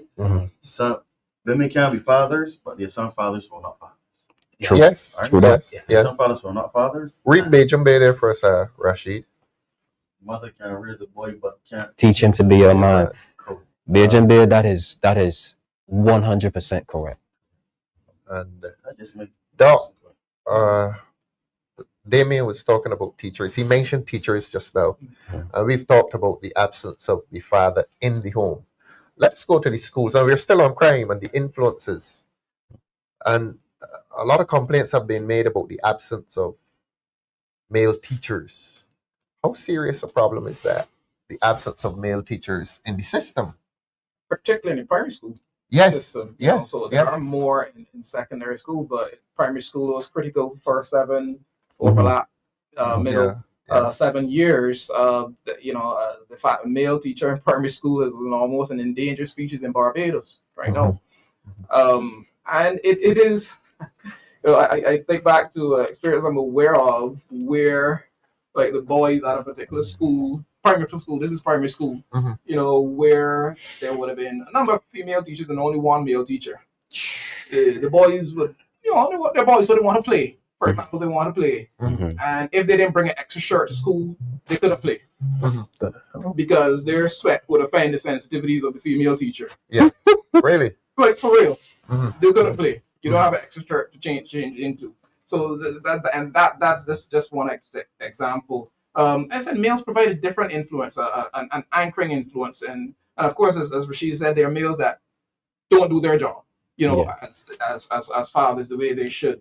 But when a man is present and function the way he's supposed to, he's a positive anchoring influence for the children in that space, whether it is in the home as a father, or whether it's a male figure in primary school. And I remember, the boys at that particular school really gravitated towards that one male teacher, right? Because he was a saving grace, a space for them. Not that the females were bad, but it's like he understood. He understood. In the secondary system, there are more males around, but still more females than male. Obviously, there are complicated reasons. There are men who may not be interested in teaching at the primary level. So I suspect that is a big part of it, but all that we could attract more men in the primary system to teach and be that positive influence on young boys, many of whom are growing up without a father in the home. So wherever you can get that positive male influence, it would be very, very helpful. And as we said, we have lost a lot of men to violence. We have lost a lot of men to incarceration, not in a position to assist. So the task is great on those men who aren't involved in activities to be there for as many young boys in a healthy, holistic way as much as possible. There are young men, though, and grown men who will tell you, look, I made it without a father. I made it with just a mother. And there are mothers who will tell you that, look, I raised him without a father. And we're in a different era now. The external, the external influences, in the early 80s, 70s, 80s, very different from where they are now, 2020. I see. You have more pull taking Yeah. you in the other direction. Yes. You know, more a negative ship without a influences. motor, you know, a boat without a motor will go where the tide's taking. Yes. Well, listening to Rasheed and Dale, you are right. There's a greater pull of negative forces against. And it is your really voice. hard without a motor, without a strong positive influence taking you, a power source taking you in a particular direction. It is really hard to go against the tide. Human behavior isn't known for wanting to be different. You want to fit in, you want to do what everybody else seems to be doing. Yes. It requires, you know, deliberate input to go in the opposite direction. You know what? The system set up to fail. The system is set up for us to fail. Us. Boys. The reason why I say that. I just heard the I just heard the statistics. So when you commit a crime, you get bail. You commit a serious crime and you get bail. What is the next step for you? You back in the same environment.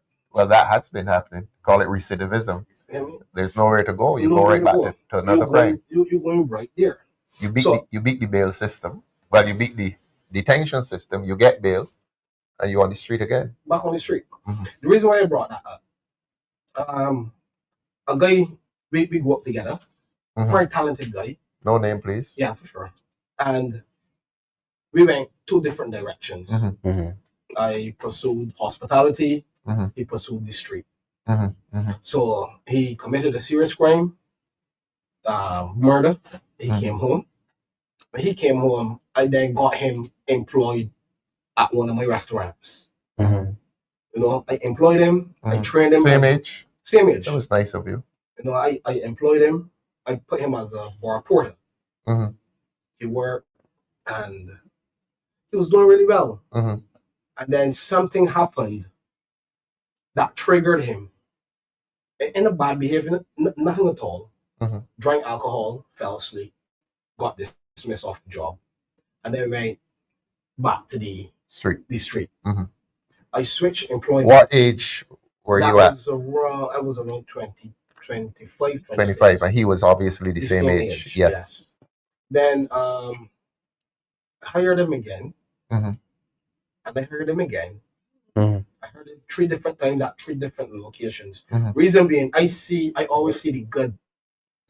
You know, because I believe that was a life that could have been saved. Yes.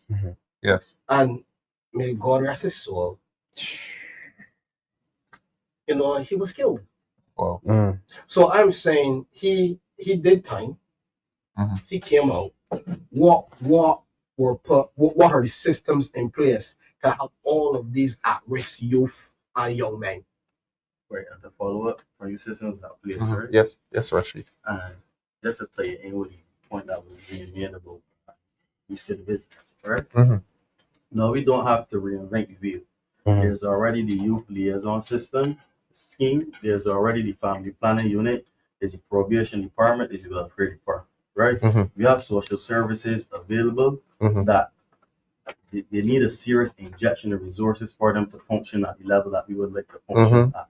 Let me give you a case in point, because we do a lot of family as well, maintenance and custody. Good. So you would get situations where you got the mother, or can't pay any maintenance, or you got the father, he wanted access. Those two, I would call them magnetic positions, pull the child in one direction. Yes. And it compounds with the negativities, like influence of music and what's not, compounds the situation. Because sometimes, and that's why when you mention the point about a father being a mother, right? Sometimes even if a woman tries to be rational, the emotions pour through irrationality.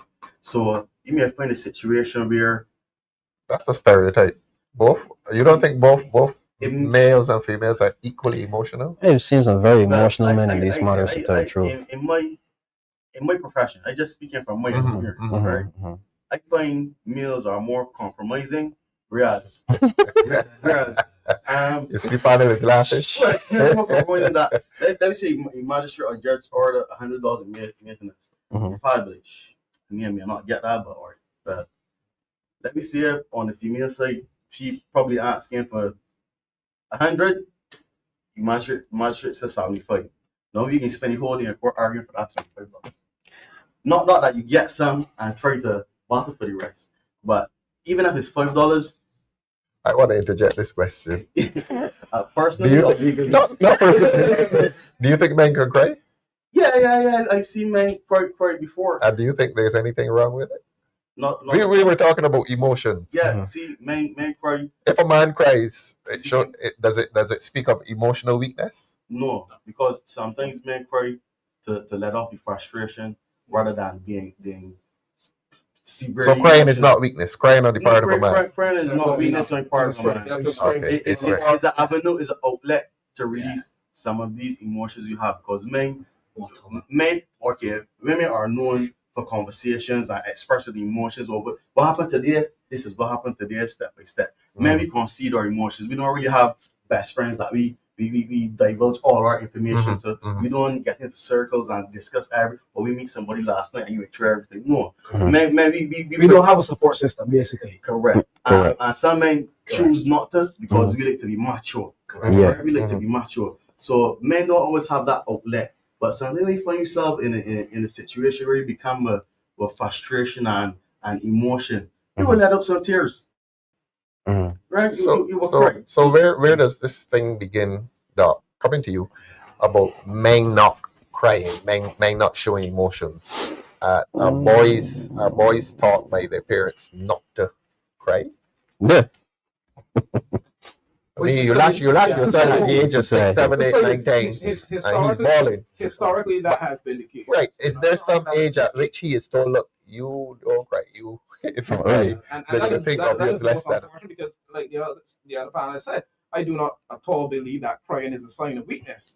Better get it out than let it explode. True that. You know, where you can't bottle it in anymore, and then there's some outburst that is out of proportion. Yeah, but whatever the particular incident your was. 17-year-old son goes to school and he's hanging out with his male friends and he breaks down, start crying. What kind of reaction is he going to get? Context. Need context there. Need context there. But you know, boys will be taught, you know, crying doesn't make you less of a male, less of a man. No, it does not. But society teaches that's my point. Well, not to express emotion. Not to express emotion. And we have to learn appropriate expression of emotions. You know, and everything is situational. But certainly the alternative of bottling it all in. You feel hurt over something. You fight back those tears. You feel hurt. You're in a situation, you're in a space where you don't want persons to see you crying. A man who continues to do that repeatedly is more likely to have an inappropriate outburst at some point down the road. Right? We are not robots. We are not rock stone. You know, we are human beings. Emotional, you know, emotions are a part of who we are, and we have to teach our boys appropriate expression. Hence the role, you know, the importance of the role of a father or a father figure in the lives of our young men, because it's difficult for a mother or a female auntie to teach that to a boy, not having gone through the boy emotions, the testosterone drive to want to climb here and go there and do this and do that. And on another time, somebody says something that hurt you. How do you respond to that? Boys get hurt too. Yeah. But they're taught to keep it in. And that's why I was mentioning earlier about the family planning services. If we could give these departments some more resources, right? They could do some more interjecting in these single parent situations. Whereas you could I don't want to use the word conditioning, but you could at least have a therapeutic session. Yes. Right? Yes. Just because Magistrate Clark, when he was St. Matthias, he had a very good system, right? The probation officer, you were going to see but you will go see him first before you actually have the hearing. Yes. And by the time you get the hearing, the parties have agreed on maintenance, but they have an agreed position for no. So it's just instead of taking a hard and fast situation, you put some more resources in the family planning unit, youth liaison scheme, because we're trying to help the youngsters. And because let me say we got 5 or 6 criminal court sitting tomorrow. Just using an example. Each court hearing 10 or 20 cases tomorrow. Right? 5 judges, 5 persons plead guilty, you order a pre-sentencing report. That's 5 pre-sentencing reports on Wednesday tomorrow, right? On Thursday when another 5 people plead guilty, that's another 5. On Friday after another, we're just using Hypothetically. So it's piling up. Yeah. So by the time, let me say by Monday morning, how much welfare officers or probation officers you think we got? Yeah. Right? The average time for a pre-sentence report PSR is 6 weeks. That's average time. For one. For one, but really truly them come months after. Right? So that's what we're saying. You need to, if you're trying to really help society in combating these negativities, you gotta put the resources there. Right. You gotta some way the economy gotta feel it, but if you really want to help this generation, you gotta direct. You gotta direct all these resources there. The mentality is not a nuclear family anymore where you get married and then you got children. That's not the mentality right now. This is something that was addressed at great length in the DLP's Commission on Crime and is in that report on a blueprint to the nation, including how or the ways we can rationalize spending, the ways we can access funding to be able to fund the kind of measures that Rasheed is speaking about. But it's absolutely necessary. We have to approach this from very broad base. There's no singular cause or there's no singular solution as far as addressing crime. But yeah, that was something that was looked at in great detail, including the funding and their tremendous proposals in there that certainly the party, the DLP in government has a blueprint to work with. Yes. And you absolutely have to address all areas so that it isn't just about more police on the streets. Right. Dr. Derek Aline was here last week and he was saying that there are not enough social workers in the system and that the ones who are coming out of KFIL aren't going to find, they're unlikely to find jobs, and that is a crisis within the system. So your point on social services, Rasheed, is well taken, that we need to strengthen the social services as one of the ways towards resolving the issue of crime. So it's not jobs alone, but strengthening the social services, counseling, mentoring. And I see the school perhaps as a social service as well, strengthening the schools. Yes, that is a top point, comrade leader. What you say that is where you have the grouping, the biggest grouping of children in one spot. Yes, and that's where you could or when they went to the age when you can influence them. Yes, because when they went to the court, I probably had a greatest counsel, right? Well, you're a CP man. Yeah. Oh wow. Long distance runner. They have a traditionally long distance running.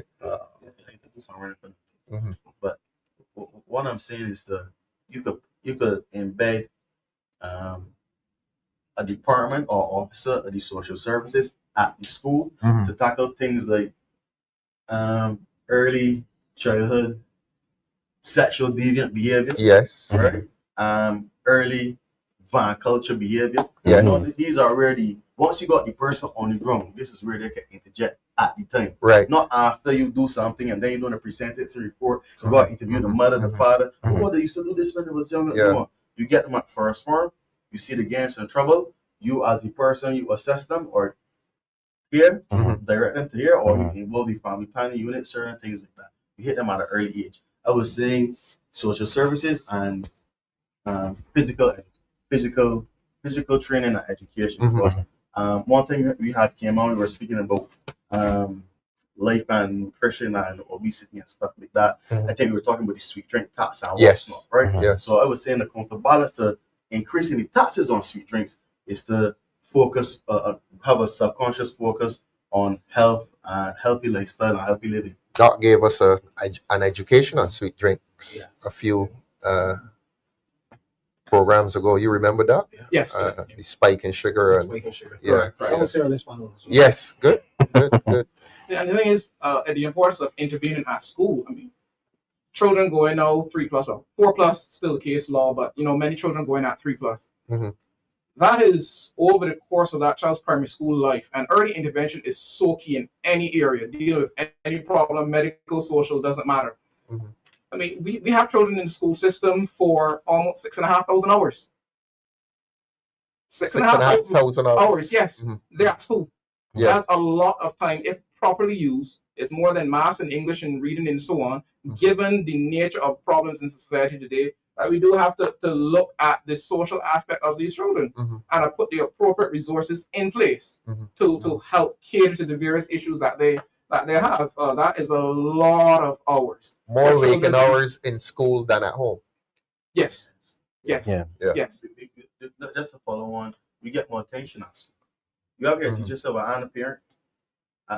Or You and I know, Rasheed, they are a parent. Yes. Local parentis. Local parent, but Yeah. some like to separate the fact that they're the teacher.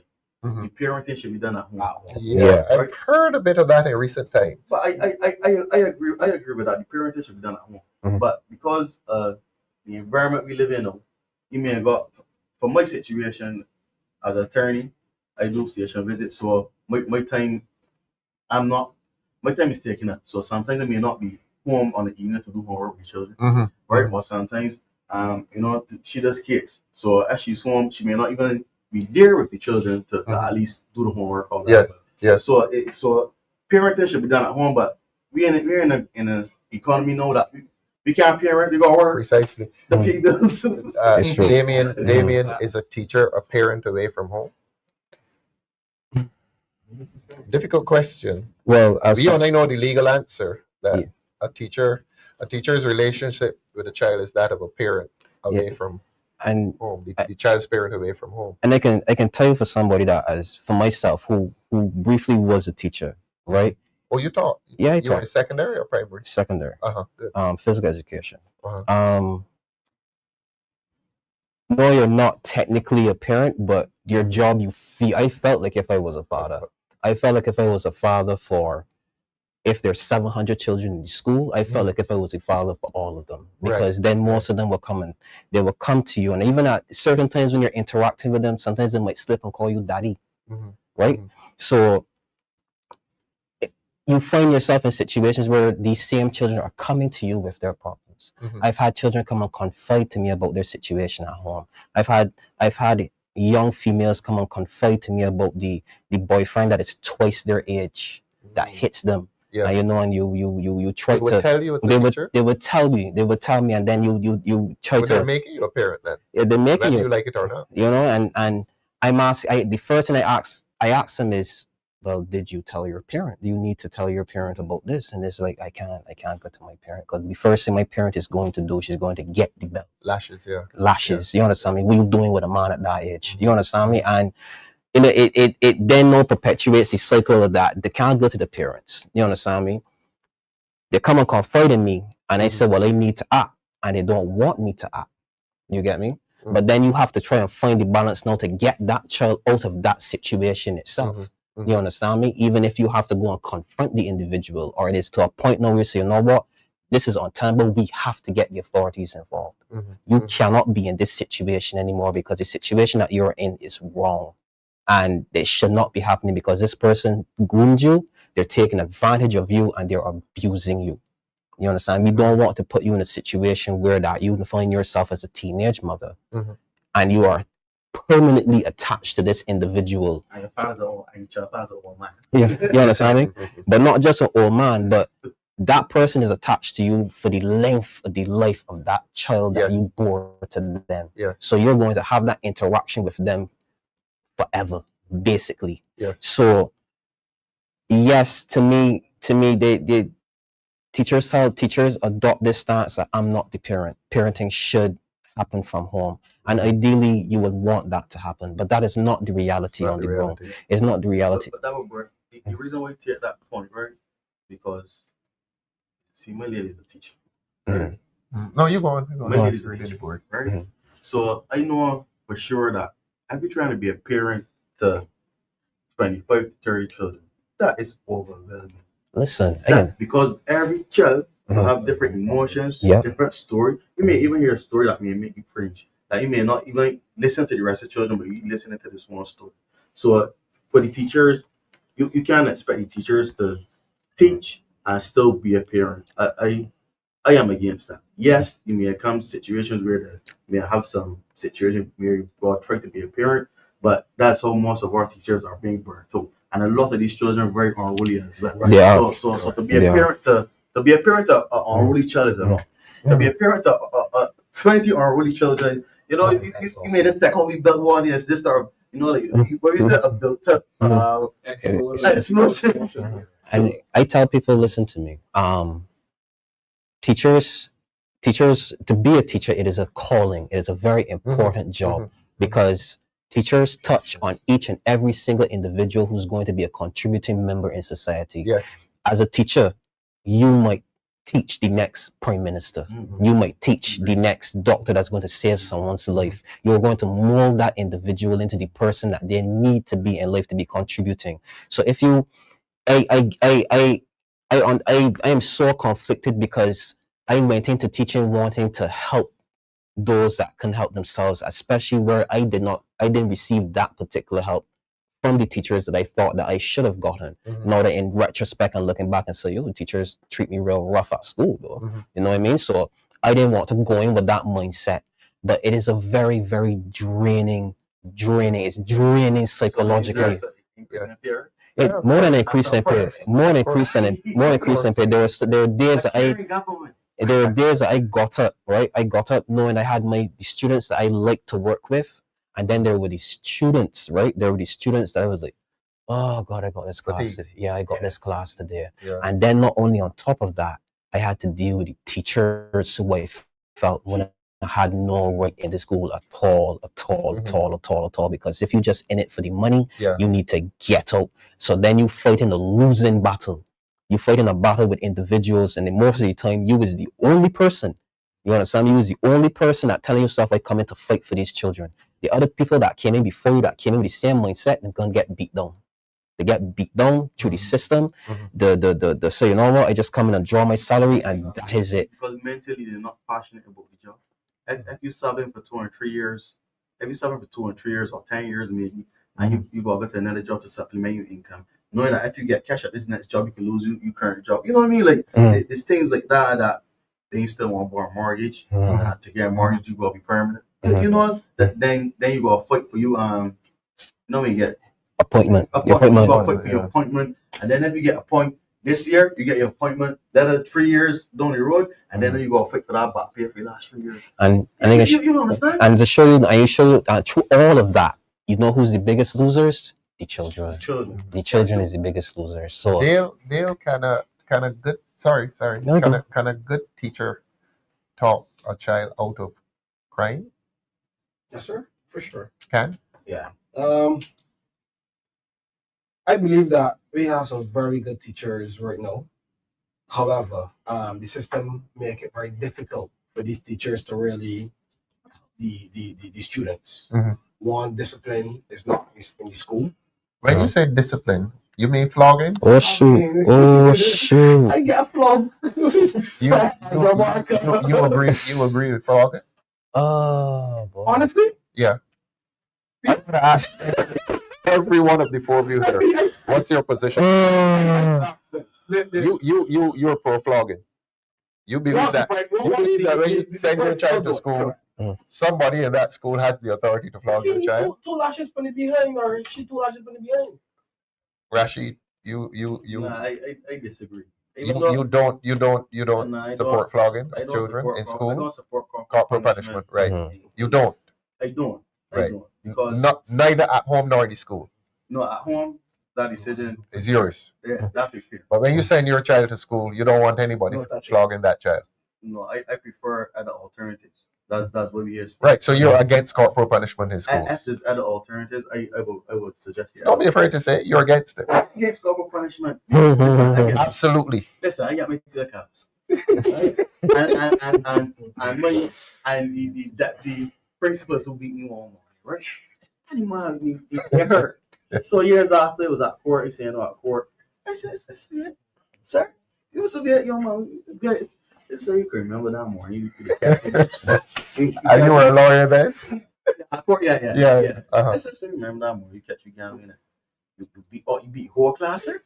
And then you can remember you walk a tree back track and you suit that tight. And you catch everybody. I said, yes, so that mean you owe me money there. But my lashes are still right there. Not where you are corporal punishment at school. It's a hard one for you, isn't it? Yes, yeah. Very, very, very limited circumstances. And as it stands currently, principal or a senior teacher only. very, very limited. Principal, which is the system now, I think. Yes, Yeah.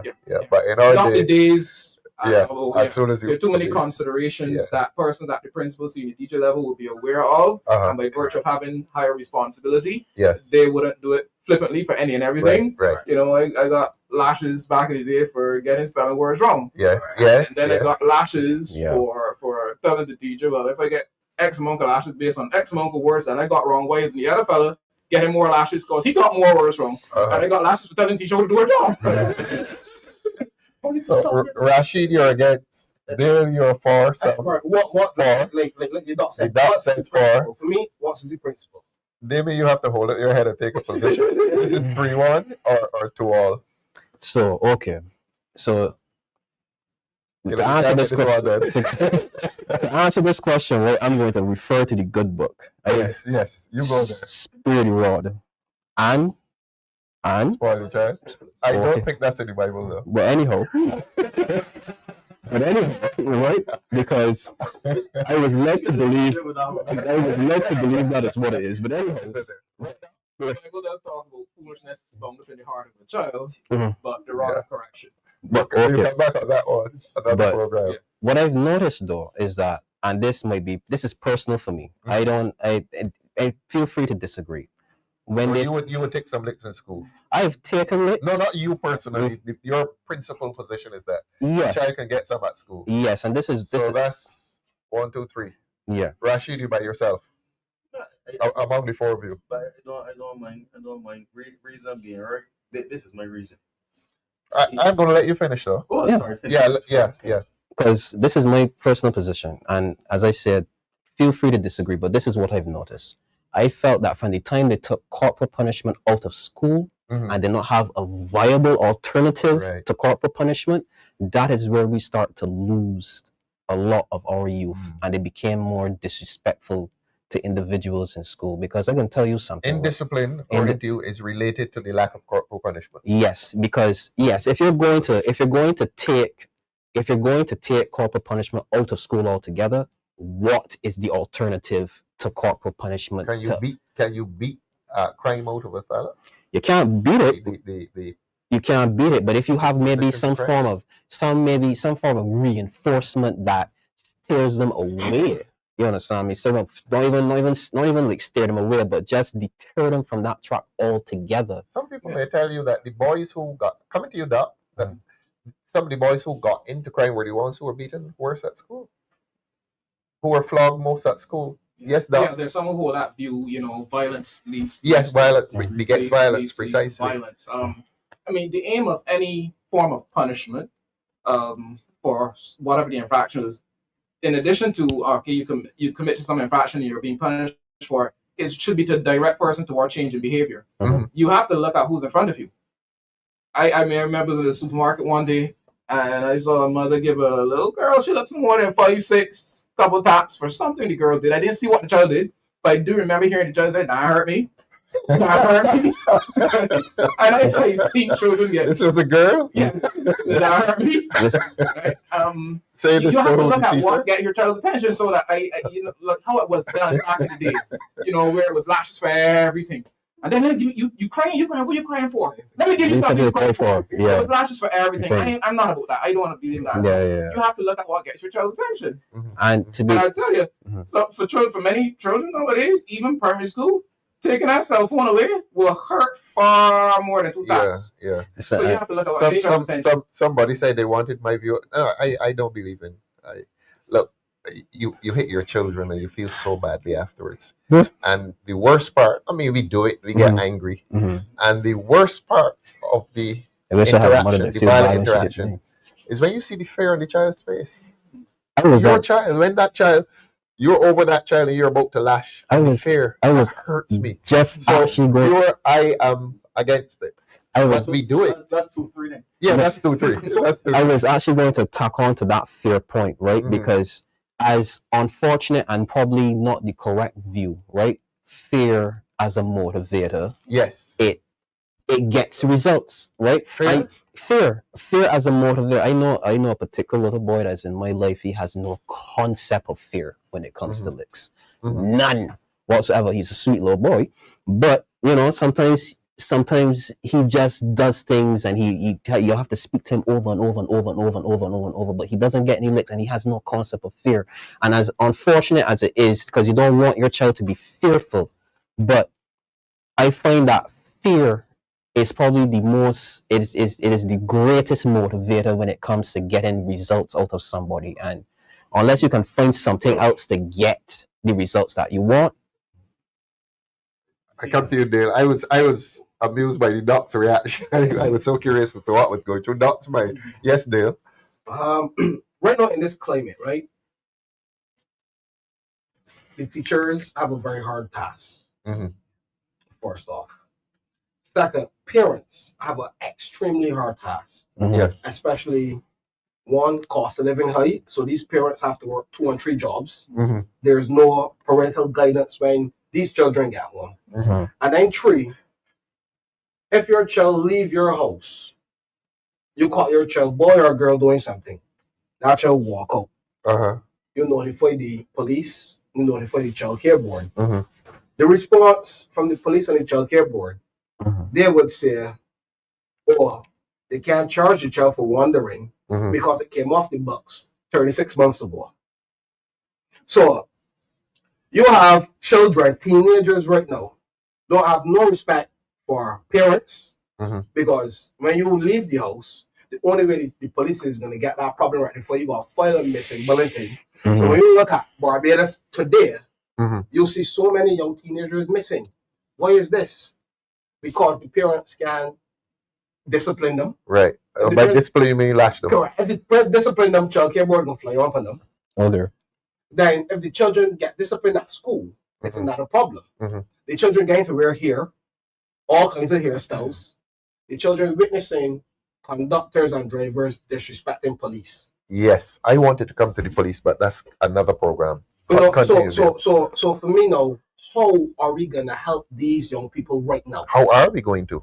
You know, so like we need to put, if we don't want to do flogging, we need to put a boot camp system in place like the youth service. Example, youth service don't believe in hitting at all. But you gotta rise at 4. So if you don't rise at 4, you would take a beating? No, you gotta do push-ups. Oh, I see. If you saw me smiling, it's because I was remembering what parents used to tell the child, I can beat that out of you. Oh, God. You ever heard that there? I don't do lashes. You don't? I do push-ups. Really? Yeah. It works? It works. It's something called the Drew Hill now. You know the Drew Hill? Service. Mr. Boyce will say, beat yourself. The Drew Hill. Drew Hill. Is I don't know if anybody know the group Drew Hill. They got this particular dance where they just hop to one side, and it eventually, so do about 50 of them there as a workout. That's what the parents in America do now. You gotta do 50 Drew Hills. The parents do that in America, yeah. To show that is because most of those parents came up in that I guess that era when Drew Hill was a group, and there's one particular music video. Can tell me, I think that is. So that's an alternative. That's an alternative, but the dance, it looks so quick because they're just hopping from one side. It works to the next. Well, as a deterrent. Well, when I see the videos of these children doing this particular dance move from one side to the next, you got to do it about 100 times. It seems to get the results for the parents. Because I mean, when your legs tired and you're tortured, you're basically right. They're not hitting them. They're saying, do 50 Drew Hills for me, and apparently it works. Rasheed, you had a very strong view out there in response to something you heard. Yeah, and Neil mentioned the wandering, and that relates to these industrial schools. I think that was amended either earlier this year or last year, right? And when that debate was going on, they actually went and did some research on it because they think the facility was being built for the new industrial facility was being built, and the industrial act that stemmed from 1924, right? And it had been amended over 1940s, 1950s, 1960s, 1970s, right? Up to the last amendment. But what he saw in that act is that it was actually legal. I can't remember the specific section, but it was legal to affect corporal punishment on some of the detainees, some of the children. So that wasn't a pre or post colonial thing where it was law to beat, obviously, little black boys, understand? So that it does. My position is historical in terms of I don't support corporal punishment because at the time it was illegal to beat little black boys. You know what I'm saying? I get you, So Rasheed. in this time, stray away from the violence or the conditioning that we may have had for the last 50 years, and we like an alternative so to treat we children. Right? Because the system that was in place wasn't for us as melanated people. Right? That's where it stemmed from. That's where the school industrial act stems from. In 1924. You're gonna be in 2025. You understand what I'm saying? Yeah, got you. So I don't support it on the point from history, and I don't think it's the right thing to our children. Yeah, I mean, disciplining children is complicated. As I said, two children are the same. You know, I have two, and they can be chalk and cheese. Yes, you have to look at who's the child in front of you. You have to look at the situation. My personal take, and obviously you have to work with, like, a parent hearing me now will have to work with children where they're at. Then you have different personalities. Some are more strong-willed, some are more compliant than others. Some will toe the line. Some will go just outside and see how you react and then go a little further. In the ideal world, you consider discipline, and I'm going to use the word discipline. I'm not speaking of lashes. I'm talking about trying to teach that child self-control for a purpose, for a higher purpose that you have for them down the road. Ideally, that starts from when they're in the womb. That's how serious I was with my two. Right? And from when they're born and they're in arms, you don't wait till a child gets older. And I'm not referring to beating a 1-year-old, 2-year-old, 3-year-old child, or a child at any age. I'm talking about how I relate to them. But the harsh reality, I speak of parents spending time with their children. Time equals influence. Influence equals discipline. You now have parents who are stuck doing 2 jobs. You spend hours in traffic. There was a day last week I spent 4 hours and 24 minutes driving children to and fro. And I'm not a taxi driver. And stuck in traffic. How many hours? 4 hours and 24 minutes. But you have to spend time. Yeah, that was also last week. Out of Hope St. Thomas. That's another discussion. Doc, I'm stealing that. I'm stealing that. But you have to spend time with them so that for me, I help to get my children to the point of discipline by spending time with them. And colleagues and other professionals often ask me how I did it. And for me, it requires some adjusting and juggling of our schedule as a family. But, I prioritize and said one of us has to spend significant amounts of time with our children, anchoring them. But the harsh reality in this cost of living environment, whereas one commentator said recently the cost of living in Barbados would kill a dead man. The harsh reality is that parents don't have that kind of time.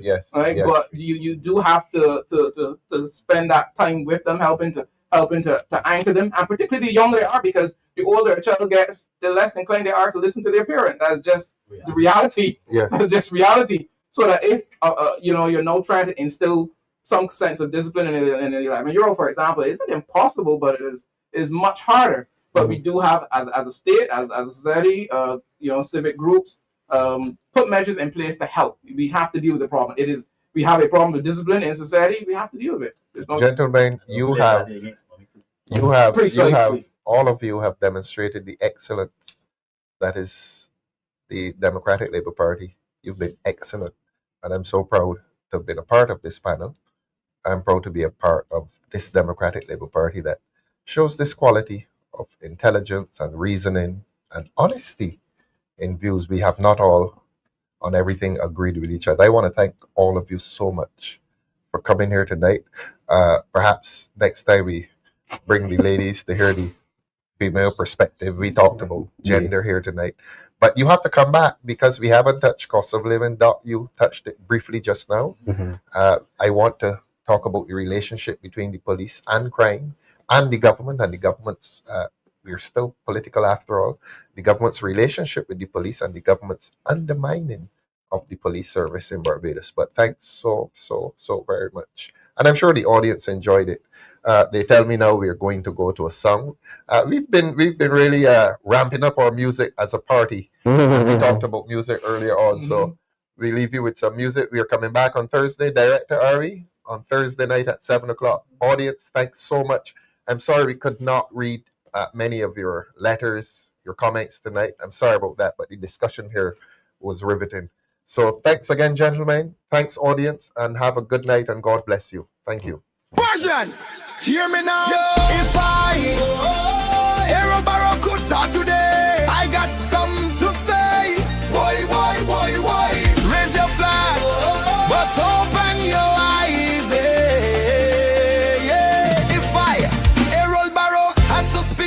what I see would break my heart away, nothing changed. Just a mirror frame, same corruption, just a brand new name. My people, I'm sad to say, you reaping all you sow today. The pride and industry fade away, and now we fighting to find we way. Life at two extremes, I tell you so. Hope and hunger, high and low. Poverty mixing with champagne flow, but poor man still can't grow. Suffering and celebrating, starving while them still partaking. Nations rise, time to break that spell. Stop showing contempt for yourself.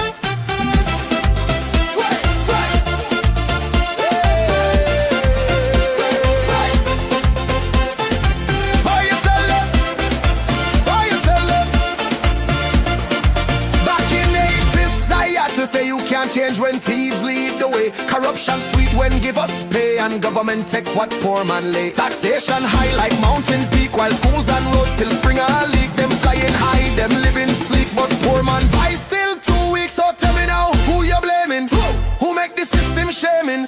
Them raise the dead, destroy the cane. No migration needs the pain. You build leaders like decay, and now me are playing God today. Talking sweet but turn away from the people who make she large, she bend and smile she wear like she care, but she can't share. You think she love, you think she fair, or she trying to run you from here? Errol watching from up above. Barbadians where the unity and love we used to build, we used to fight. Now we just beg and say alright. Let we rise again, take back pride, build Barbados from inside. And I, Errol, gone back to sleep again. Errol, but I pray next time I wake, my people go rise, rise, I say. Them sharks still alive.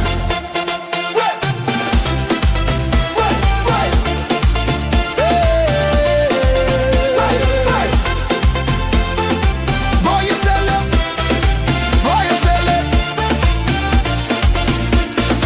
Them sharks still alive. We just need to revive. Them sharks still alive. We just need to revive. Lift your hands, Barbados. It's a new season, a new day. Together we rise, one people, one hope, one DLP.